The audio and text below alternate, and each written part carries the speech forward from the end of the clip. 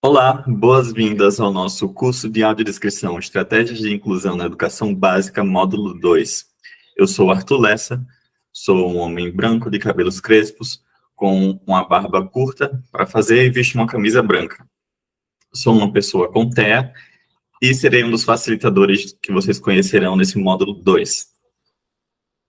Thelma? Olá a todas as pessoas, prazer imenso estar aqui. Eu sou Thelma Lou, vou fazer minha autodescrição. Sou uma mulher branca, de cabelos castanhos escuros, cacheados na altura do ombro. Estou usando um óculos de armação vermelha, um óculos de grau, um batom chocolate. Estou com fone de ouvido preto, uma camisa branca. E no fundo, estou num escritório com as paredes brancas, uma lousa do lado direito e atrás um monitor e um quadro preto. E quero dizer a minha alegria de estar aqui com vocês, parabenizar também vocês pelo compromisso, pela participação. E a gente vai estar aqui hoje, eu e Arthur, construindo um pouco dessa conversa com vocês. Gratidão. Muito obrigado, Thelma. Então, vamos lá. O nosso módulo 2 se chama Audiodescrição de Livros Didáticos. Mas antes de pensar na audiodescrição de livros didáticos, vamos lembrar um pouco do que nós já vimos no módulo 1. O ponto principal que nós vimos no módulo 1 foram as perguntas orientadoras e o esquema orientador.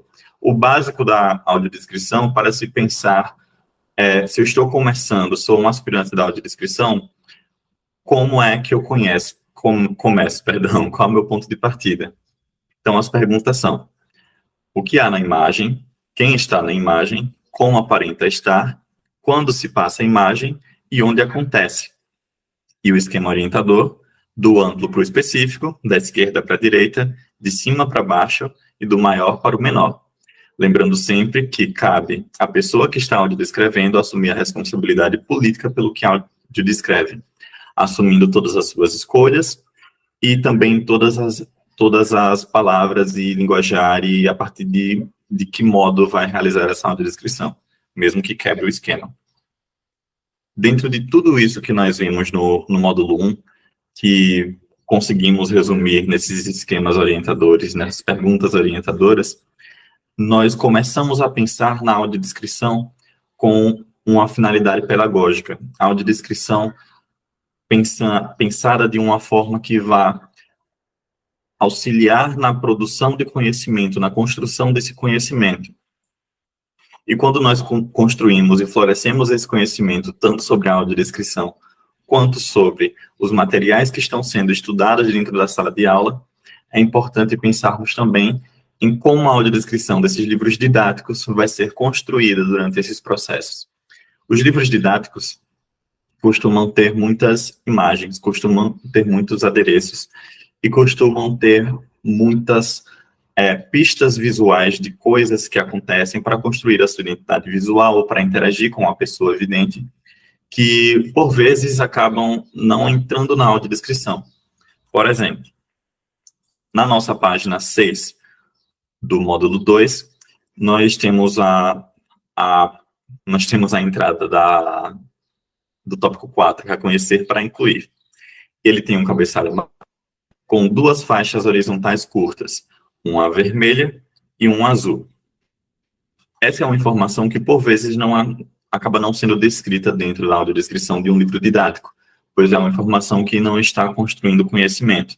O livro didático, sendo pensado numa continuidade, ele raramente vai parar de uma página para outra para descrever a decoração que tem dentro do livro em questões visuais, que por vezes até acabam distraindo alguns estudantes com TEA, com TDAH, com síndrome de Down e outras especificidades.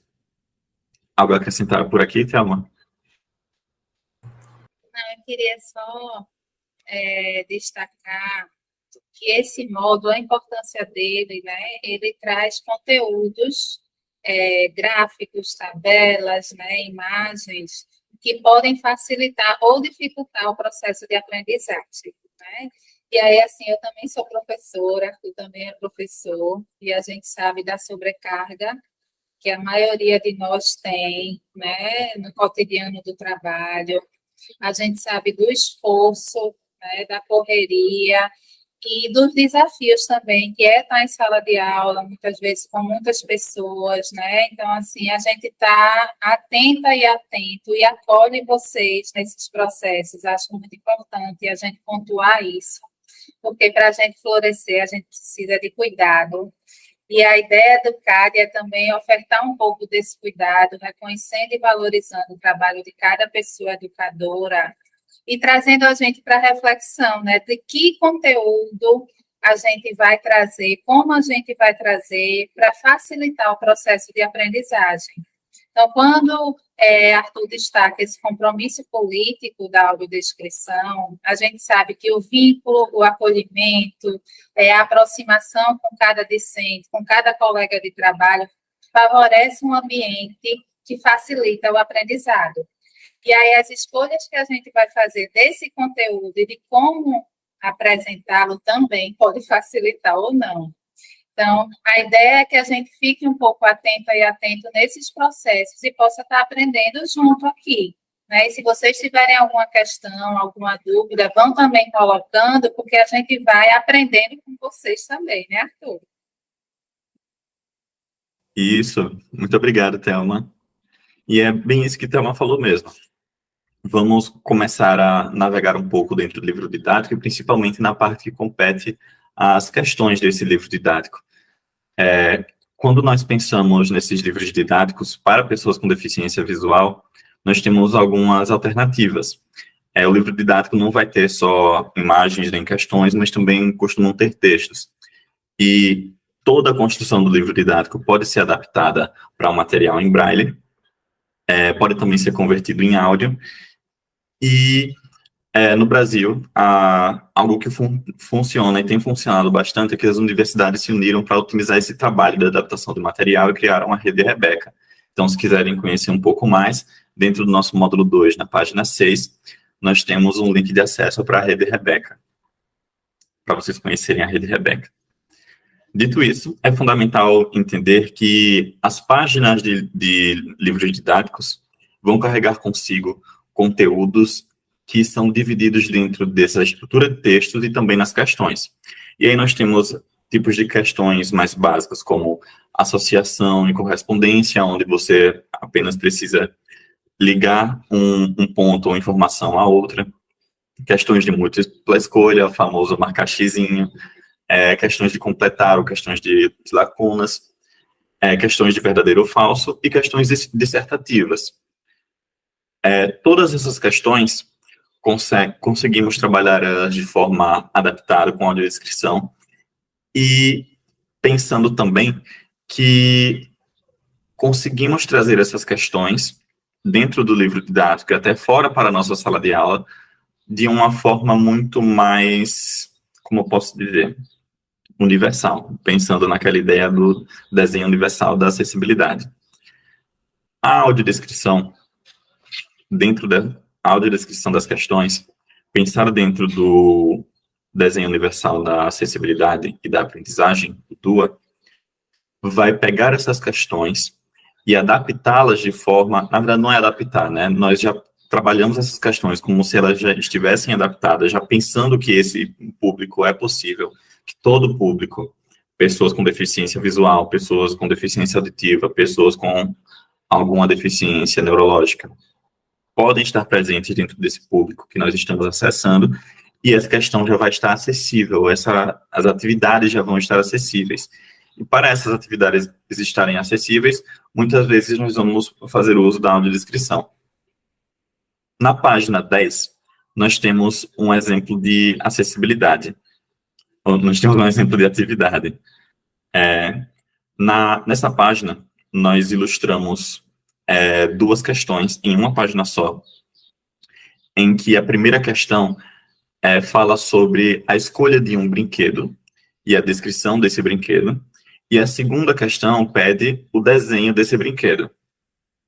Quando nós começamos a pensar a audiodescrição desse material, é importante nós nós sabermos que podemos tanto pensar na audiodescrição da primeira questão e resolver essa primeira questão com a pessoa estudante, ou fazer a audiodescrição da página inteira e depois voltar para resolver as questões.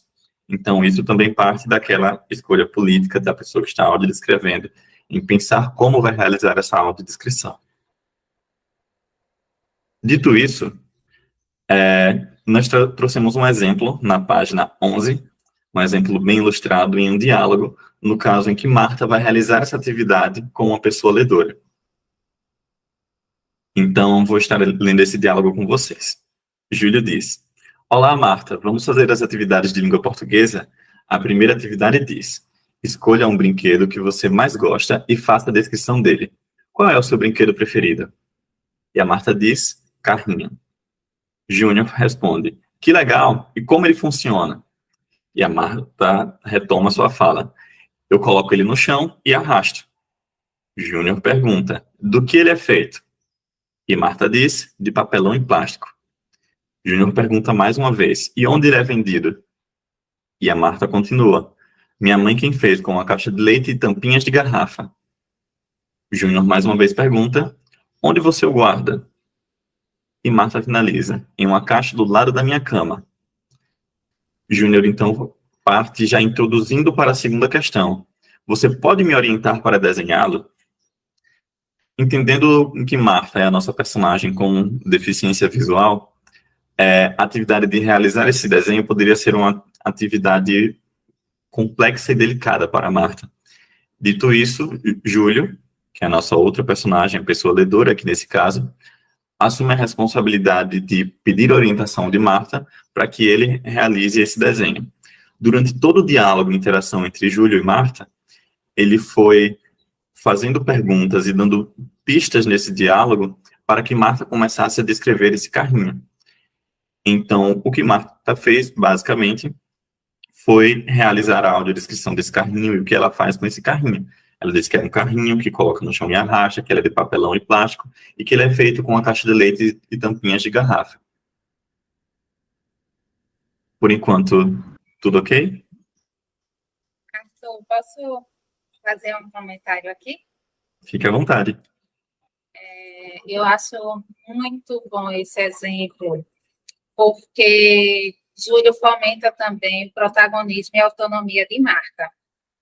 Porque nesse processo de interação, de fazer perguntas, para que ele possa saber, inclusive, como ela compreende, como é aquele brinquedo para ela vai se sentindo também importante e partícipe desse processo.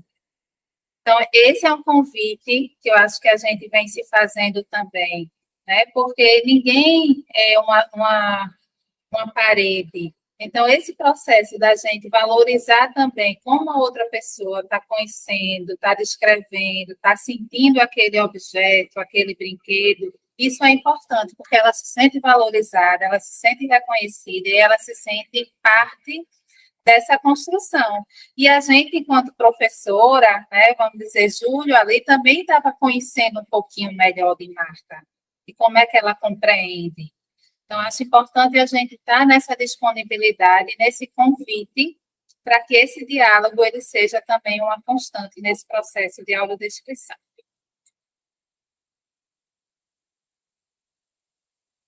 Muito obrigado, Thelma, pela colaboração mais uma vez. E é isso mesmo, fazer com que a pessoa que está fazendo parte desse aprendizado, tanto a pessoa que está facilitando quanto a pessoa estudante, sintam-se realmente parte de todo esse processo de aprendizado, todo esse processo de florescimento de conhecimento. E dito isso, nós trazemos também outro exemplo na página 13. E nesse exemplo da página 13, nós temos que pensar outras questões, outras formas de atividade, de acessibilidade, e de se realmente todas as atividades conseguem ser feitas de forma acessível ou podem simplesmente ser realizadas a partir da audiodescrição. No exemplo da página 13, nós temos uma atividade em que a ideia é enfeitar a árvore de Natal. E lê-se: depois de colorir as figuras, recorte e cole nos espaços indicados na árvore. Abaixo, a figura de uma árvore de Natal. Em seu topo, uma estrela. Abaixo da estrela, um coração. Abaixo do coração, uma figura oval e um triângulo. Abaixo da base da árvore, um quadrado, círculo, retângulo. Abaixo da figura da árvore, as formas geométricas citadas, estrela, círculo, retângulo, quadrado, oval, coração e triângulo, para recorte e colagem em seus espaços indicados. Fim da audiodescrição.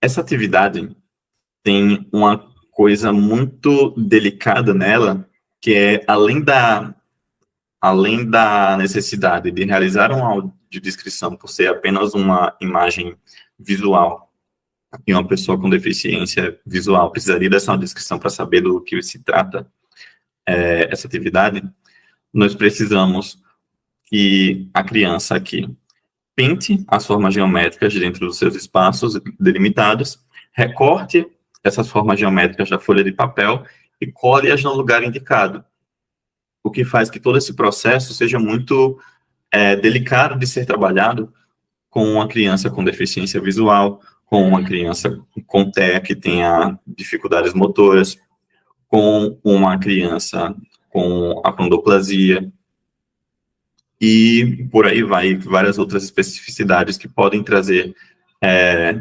algumas barreiras motoras, que podem acabar encontrando barreiras motoras nessa recortagem, colagem, pintura dessa atividade. Por se tratar de uma atividade com tesoura, se torna um pouco mais delicado trabalhar com crianças que têm essa dificuldade motora atenuada nesse ponto, porque a tesoura é um objeto cortante, é um utensílio cortante, que pode acabar ferindo essa criança, sendo algo que já é delicado até para crianças sem deficiência. Então, outras possibilidades que seriam necessárias para realizar essa atividade precisariam de outros tipos de criatividade, de atiçar alguns lugares da nossa memória e da nossa didática, que comumente acabam sendo deixando de lado em alguns momentos, como criar um quebra-cabeça onde as peças possuem formas e texturas diferenciadas, e assim as crianças poderiam tocar essas peças e colocar no lugar correto. Criar uma árvore em toda a sala de aula, onde toda a sala de aula, com olhos vendados, encaixa as peças, e então seria uma atividade agora de encaixe, não de recortar e colar. Criar também recursos tecnológicos para usar também recursos tecnológicos, se estiverem disponíveis, se tiverem esse acesso para atividade com uma mesa tátil, ou utilizar uma máquina fusora que tenha capacidade de criar esse material em alto relevo para que as crianças conseguissem tocar essa imagem, sentir onde está cada peça, sentir onde precisam fazer essa colagem. Pois, quando nós conseguimos interagir com esses toques, o manuseio, a textura, o emborrachado, nós conseguimos trabalhar esse sensorial, e sem deixar de lado também a prática das atividades motoras, que isso é importante. Não é porque uma criança com TEA, nesse caso, vou usar esse exemplo, pode ter alguma dificuldade motora que cria uma barreira em conseguir segurar uma tesoura da forma mais segura possível, recortar uma estrela e colar a estrela no local correto, sem que ela se machuque, e sem que ela se frustre pela não realização da atividade, que essa criança não precise aprender a usar essa tesoura, mas esse é um processo que vai precisar vir antes, muitas vezes dentro da sala de recurso, ou em terapia ocupacional, ou dentro do próprio corpo com essa família, em que essa criança pode ir aprendendo com seus familiares e com a sua rede de apoio a usar esses utensílios para depois ir para esse passo que é realizar essa atividade. Algo a acrescentar aqui, Thelma? Eu acho que é um convite para a gente ir valorizando os detalhes, né? Eu gosto muito de pensar que o florescer, ele é no dia a dia. Então, assim, Talvez, em algum momento, essa atividade seja apresentada, a pessoa ainda não tenha respondido dentro daquilo que a gente considera o ideal, mas ela está ali experimentando junto com outras pessoas, né, e está sentindo essas possibilidades. Então, para a gente também não se sentir frustradas e frustrados, e acreditar, por isso que a gente inicia um módulo com Paulo Freire, né? E por isso que a gente traz Bell Hooks, que são estudiosos e estudiosas da educação, acreditar que o trabalho da gente tem uma potência e que a gente aposta que aquela pessoa ela vai estar desenvolvendo habilidades. Ela está ali na atividade, ela está aprendendo algo. Talvez a resposta não venha imediatamente da forma como a gente desejaria, né? Mas só essa oportunidade de estar construindo junto, e que também é um convite para a gente usar essa criatividade, porque se a gente entende que não está tão legal dessa forma, vamos pensar com as crianças, com as pessoas que estão com a gente naquele momento, que outras formas seriam possíveis. Sim, Thelma, muito obrigado. E realmente isso, pensar junto com as crianças que outras formas seriam possíveis mesmo. Por vezes, dentro da sala de aula, atuando com as minhas crianças, eu me deparava com situações em que uma atividade acabava não funcionando da melhor maneira possível, da maneira que eu pensei, e as crianças, na hora, começavam a dar outras sugestões de como poderíamos realizar aquelas atividades, e essa interação e essa troca realmente traz essa ideia de que a aula é construída por todos os indivíduos que estão ali dentro, não só por mim, que estava na posição de professor, mas também pelas crianças que estavam ali na sala de aula, contribuindo, dando a opinião delas e sim, se permitindo fazer parte desse espaço de construção e fazer parte desse espaço de forma ativa, de eu faço parte disso, esse também é o meu lugar. Pensando nisso, e um pouco mais, nós falamos sobre alguns tipos de atividades em que a audiodescrição permeava a descrever a página do módulo propriamente dita e descrever as imagens que apareciam nas tais atividades. Mas tem alguns tipos de atividades que costumam assustar por mostrarem uma construção de tabela, de infográficos, e nós vamos tentar mostrar aqui que isso acaba não sendo nada de outro mundo. É algo que é palpável, algo que nós conseguimos trabalhar também. Na página 17, nós temos o exemplo de uma tabela. Lê-se a audiodescrição dessa tabela.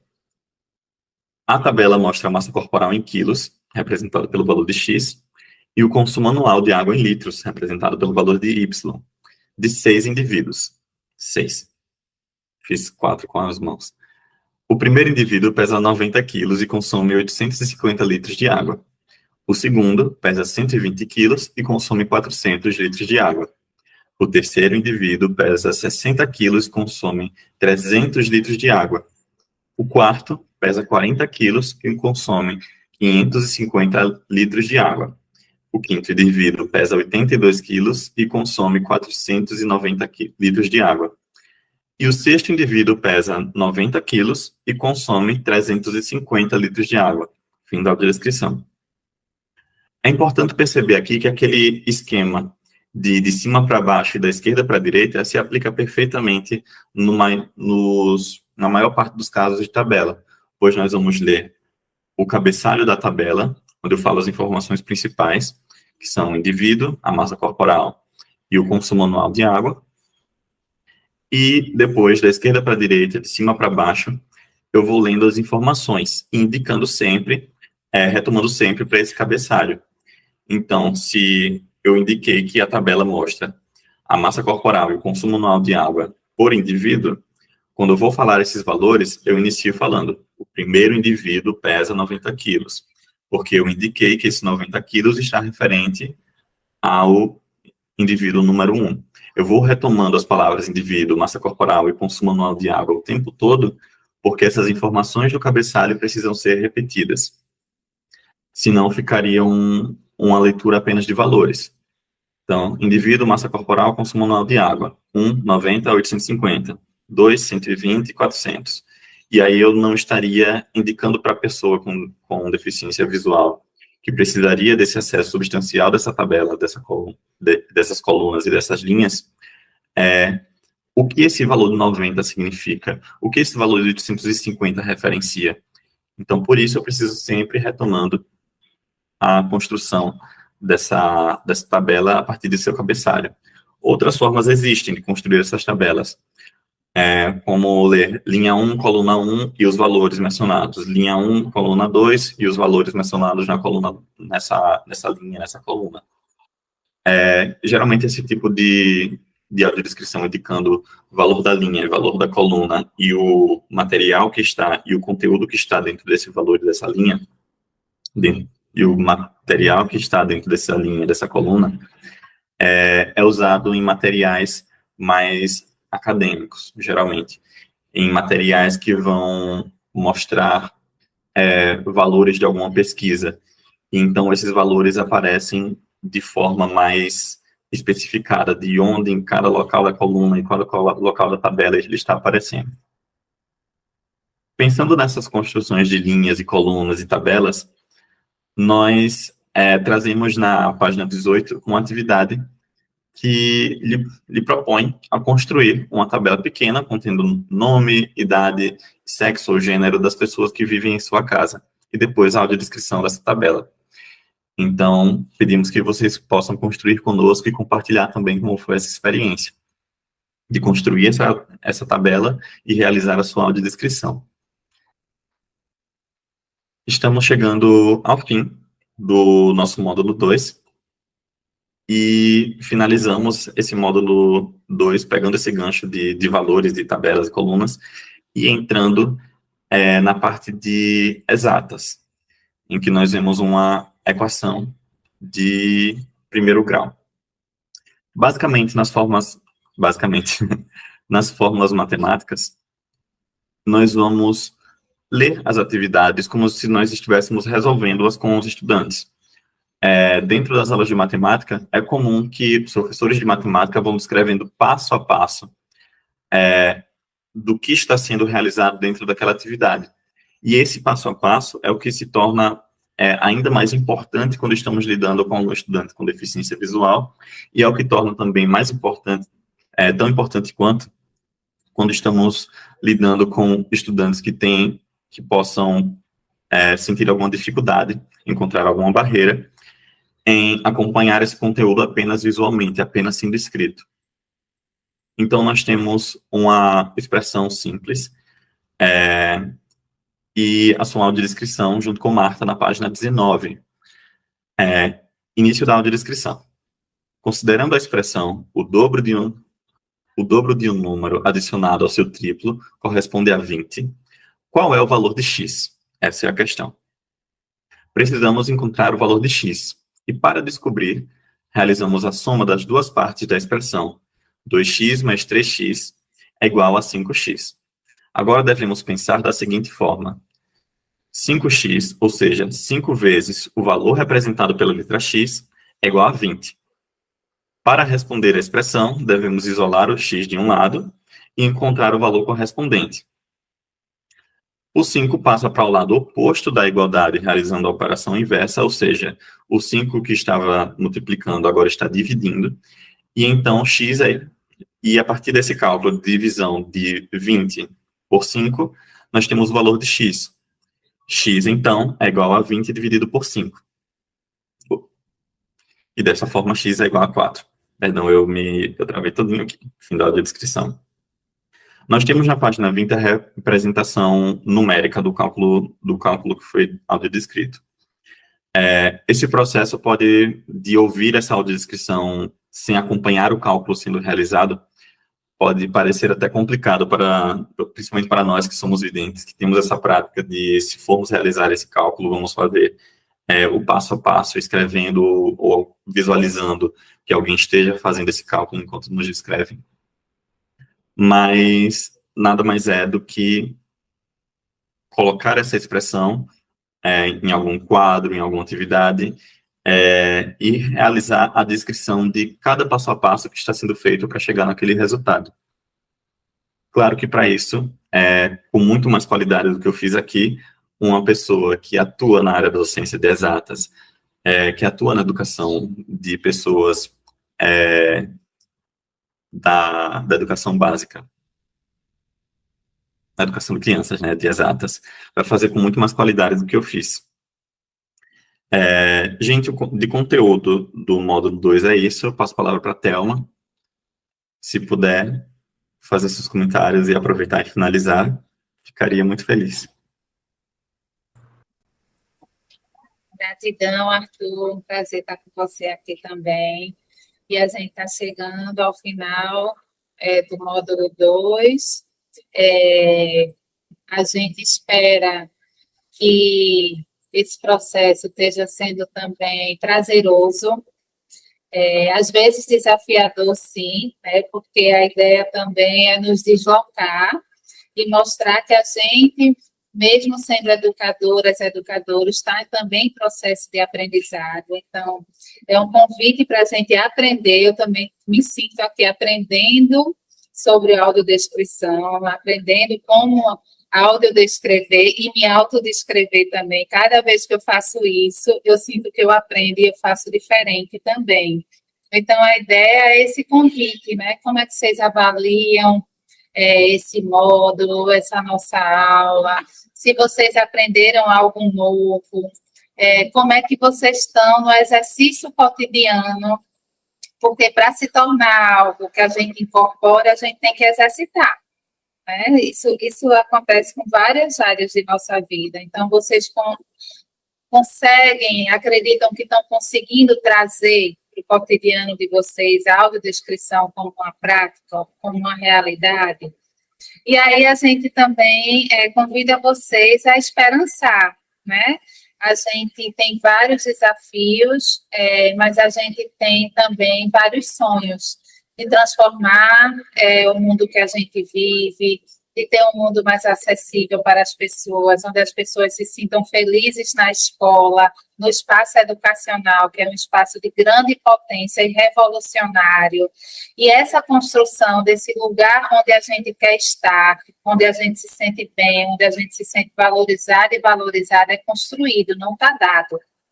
Então, a ideia é que a gente possa estar se sentindo importante. Cada pessoa aqui é muito importante.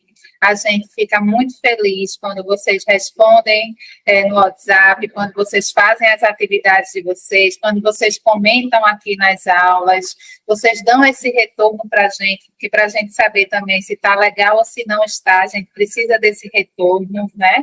E a gente também está disponível para contribuir, porque a gente está juntas e juntos transformando o mundo. Quando a gente consegue chegar junto de uma pessoa com deficiência, ela se sentir valorizada, ela se sentir importante, a gente está transformando o mundo. O nosso mundo está sendo transformado, o mundo dela está sendo transformado e, consequentemente, o mundo de todo mundo. Então, vamos juntas e juntos. Gratidão.